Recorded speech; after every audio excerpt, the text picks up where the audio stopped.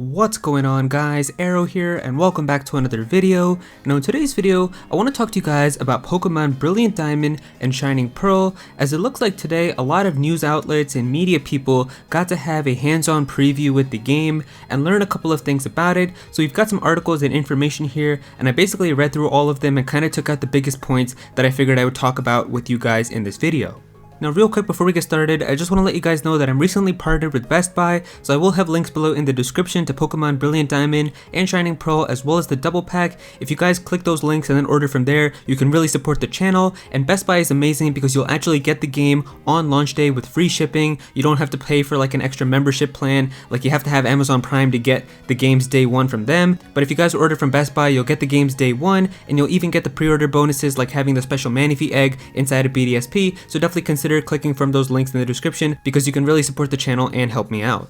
Now in terms of all the information from the previews about BDSP, I basically read everything and took out the most important points, and so I'm going to be talking to you guys about 10 big things inside of this video, and they'll be kind of sectioned off here into little like sections with kind of like the chapters feature on YouTube. But of course, if you want to read through all the articles for yourself and just kind of see what everybody is saying, I will have all of them linked below in the description as well. So the first thing that we've got here is that there's actually going to be an autosave feature like in Pokemon Sword and Shield. Sword and Shield did introduce the autosave feature where you don't have to remember now to go into the menu and save whenever you need to save, but rather when you get to like a new area or a new city or catch a Pokemon or something, the game will automatically save all your progress. But I would imagine that there is probably going to be a way to turn that off in settings if you do want to like save in front of something for a legendary Pokemon, or if you want to try to make sure that it's shiny or something like that. There's probably going to be a way to turn it off in settings, I would assume, because that was the same thing with Pokemon Sword and Shield. Also, carrying over from Pokemon Shield, you're now going to be able to access your PC box from anywhere in the region. So this was also a brand new feature that was introduced with Sword and Shield.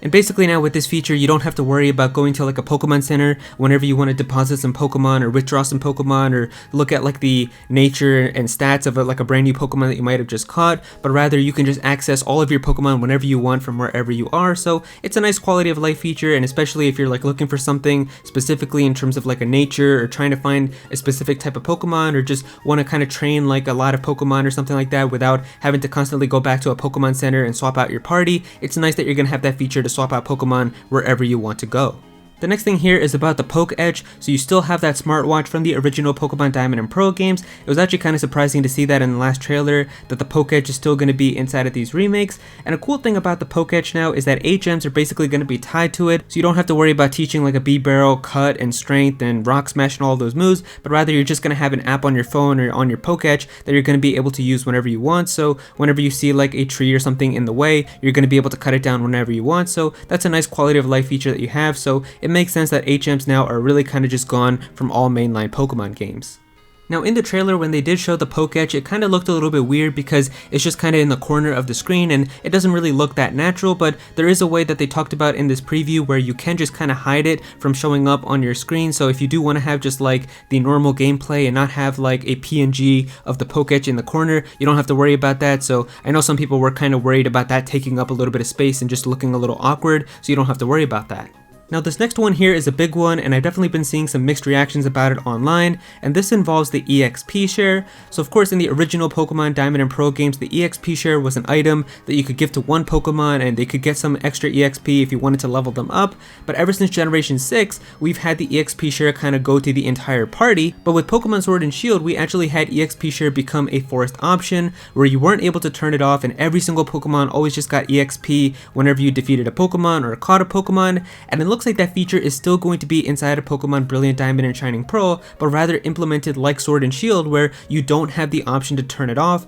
And so this is actually kind of disappointing for a lot of people. Now I know for some people they don't like grinding and they feel like it's a waste of time, so for them of course this feature is really going to help out and it's going to be great. But there are some people who really like to take a little bit of time and kind of level up each Pokemon on their own and kind of do it that way. And so I feel like it's kind of unfair that they have this forced option that everybody just has to play with. I really think that it would have been perfect if they just gave the option in settings for people who do like it that way to turn it on, and for people who do want to manually level up each Pokemon, they can turn that off and still play it their way. I feel like the fact that we kind of have to play it in that forced way is not really nice, so I'm not really a big fan of this, to be honest with you guys, but I am interested to see how you guys feel about it, so definitely comment down below and let me know. Some of the other quality of life changes that are coming is you're going to be able to see which moves are super effective against which Pokemon, and you're also going to have the fairy typing now, which is going to be incorporated. So a Pokemon like Togekiss, for example, is going to be a fairy type within Pokemon Brilliant Diamond and Shining Pearl, even though it was normal and flying obviously in the original game, so stuff like that is going to carry over.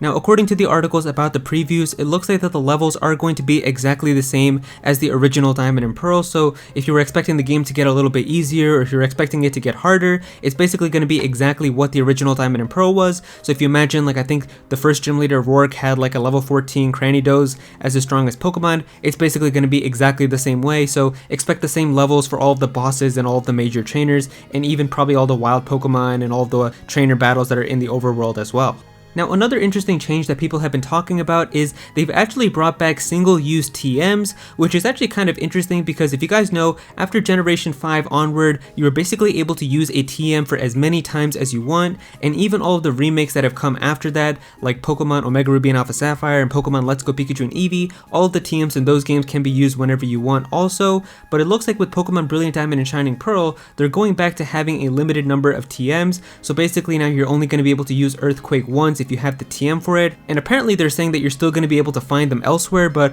we don't really have any information on if you're going to have to like buy them or if you're going to have to find them somewhere else, but it looks like that they are going to have limited numbers of TMs now, like the original games, and you're basically going to have to find more versions of them if you want to teach those moves. Now, something cool that was found out about contests is that you're actually going to be able to do contests online, so you're actually going to be able to play contests online with your friends. That's a cool feature if you really do like contests. If you do have friends that live kind of far away, you're still going to be able to play with them, and you don't have to worry about kind of being locally there if you want to play contests. It also looks like that they didn't forget about one of the fan favorite features, which is kind of surprising, and that was being able to shine your badges. This was a really fun feature that a lot of people just kind of had memories with Pokemon Diamond and Pearl and Platinum, where once you got a gym badge and whenever you opened up like your page that showed you all of your gym badges, you could actually take like your stylus and be able to kind of shine all of your badges and make sure that they were all sparkly, and it was just a really fun little feature that a lot of people loved with Pokemon Diamond and Pearl, and everybody was just kind of expecting this to not come with the remakes, but it looks like they actually remembered, and so you are going to be able to shine all of your badges, so that's actually kind of cute that they did remember to add that feature.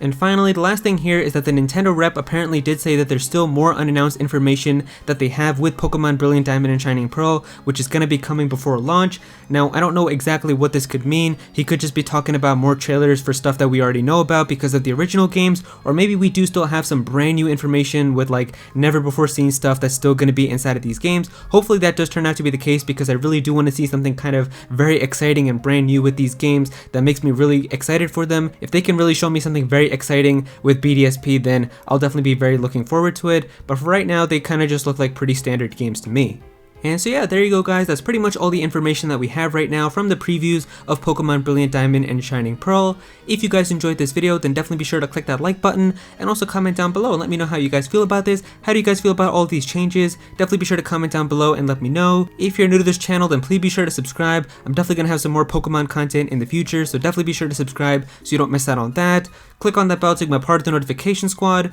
Go follow me on Twitter at Aero so you can be featured in videos, and also join my Discord server as well. We've got a bunch of people in there who are always talking about Pokemon and Smash Bros and Nintendo, so definitely be sure to join that. And yeah, that's pretty much it. Thank you so much for watching.